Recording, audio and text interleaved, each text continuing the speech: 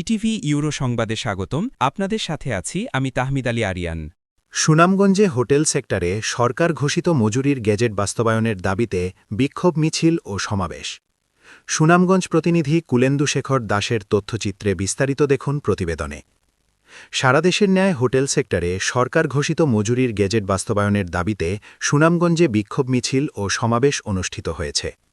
বুধবার দুপুরে হোটেল রেস্তোরাঁ সেক্টরে সরকার ঘোষিত নিম্নতম মজুরি ও শ্রম আইন বাস্তবায়ন সংগ্রাম পরিষদ সুনামগঞ্জ জেলা শাখার আয়োজনে শহরের রায়পাড়াস্থ অস্থায়ী কার্যালয়ের সামনে থেকে শ্রমিক ও নেতারা লাল পতাকা হাতে নিয়ে একটি বিক্ষোভ মিছিল বের করে শহরের বিভিন্ন সড়ক প্রদক্ষিণ শেষে স্থানীয় আলফাত উদ্দিন স্কোয়ার ট্রাফিক পয়েন্টে এক সমাবেশ অনুষ্ঠিত হয়।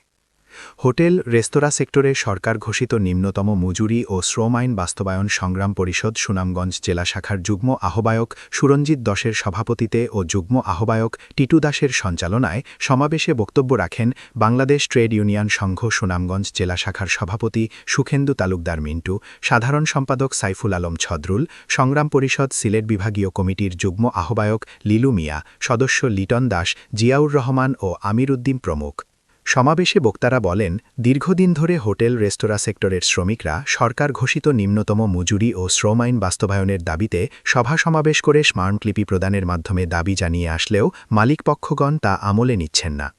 তারা বলেন, বাজারে দ্রব্যমূল্যের ঊর্ধ্বব গতি, মূল্যস্ফীতির কারণে শ্রমিক তথা মানুষের নাভিশ্বাস হয়ে উঠেছে। ফলে এই সমস্ত শ্রমিকরা তাদের পরিবার পরিজন নিয়ে অনাহার অর্ধাহারে দিনাতিপাত করে আসছে। তাই শ্রমিকরা বাধ্য হয়ে দাবি আদায়ের জন্য আগামী 14 ডিসেম্বর কর্মবিরতির ডাক দিয়েছেন।